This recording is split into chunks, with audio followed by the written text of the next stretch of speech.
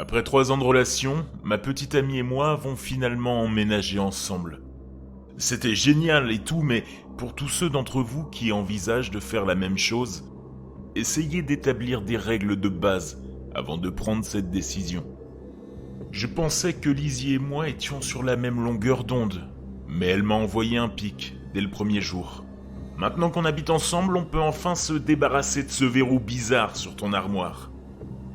Je sais que vous êtes probablement en train de tirer des conclusions hâtives à mon sujet, mais il y a une bonne raison à cela. Et en plus, elle savait pour le verrou avant. On n'a pas évoqué le sujet quand on a discuté du déménagement. Elle ne s'était jamais plainte de la serrure depuis toutes ces années. Laissez-moi vous expliquer le contexte que je dois donner à chaque fois que quelqu'un voit mon placard pour la première fois. Quand j'étais enfant, j'étais terrifié par celui-ci. Des trucs typiques d'enfants comme « il y a un monstre ou un homme là-dedans ». Je réveillais mon père plusieurs fois par nuit en disant que la porte du placard s'ouvrait toute seule et que je voyais ou que j'entendais quelque chose à l'intérieur. Il venait vérifier, me rassurait et refermait la porte. Quelques heures plus tard, la même chose se répétait.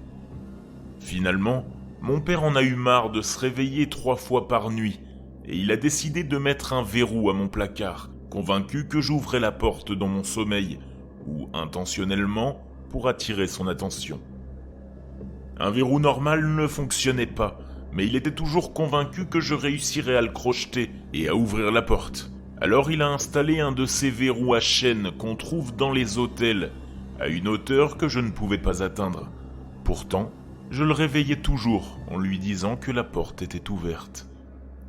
Une nuit, mon père s'est couché tard et a entendu un claquement venant de ma chambre. Il a vérifié et j'étais debout, près de mon armoire, ouvrant et claquant la porte dans mon sommeil. Le lendemain, il a installé un loquet et depuis, il dort à point fermé. Je crois mes parents sur parole, car je n'avais que 4 ou 5 ans à l'époque.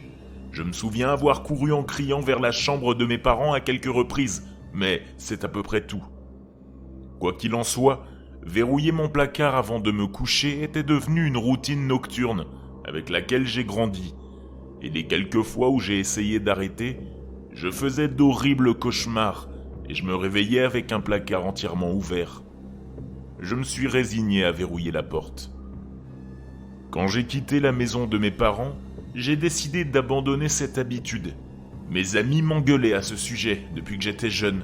Et la dernière des choses que je voulais faire, c'était bien de ramener une fille dans une chambre dont le placard était verrouillé. Ça faisait vachement meurtrier quand même. En enlevant le verrou, je refaisais les mêmes cauchemars habituels. Mais cette fois, j'avais décidé de passer outre. Je me réveillais avec la porte du placard ouverte tellement de fois que j'ai cessé de la fermer. Puis, j'ai commencé à me réveiller au milieu de la nuit et à voir des choses dans mon placard. Cela me faisait trembler. Mais j'allumais la lumière et je trouvais une explication rationnelle. Par exemple, je croyais voir une personne alors que c'était mon sac de golf. J'entendais gratter à la porte et je trouvais une branche devant ma fenêtre.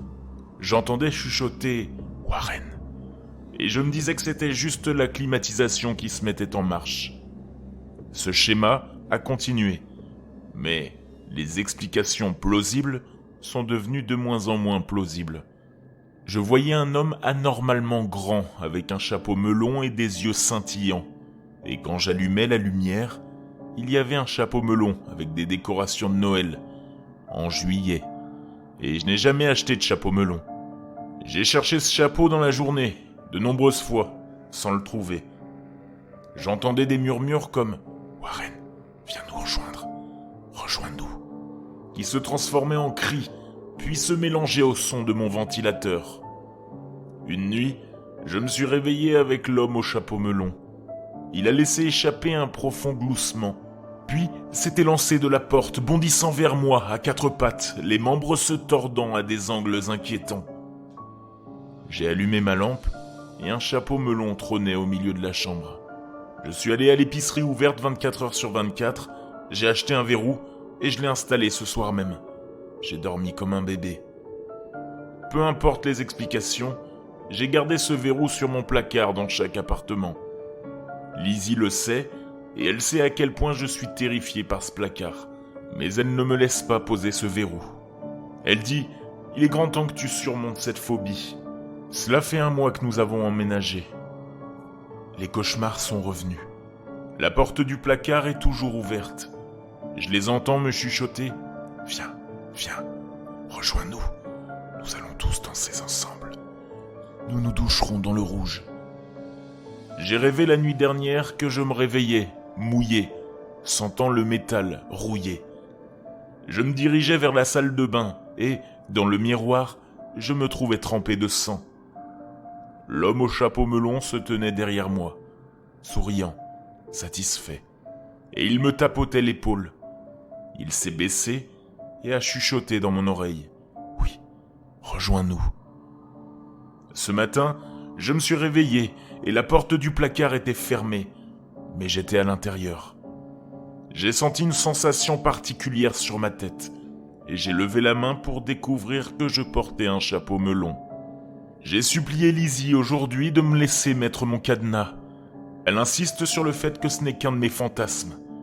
Je ne sais pas ce qui se passe ou ce qui va se passer ensuite. Je dois mettre le verrou. Je ne peux pas tenir une nuit de plus.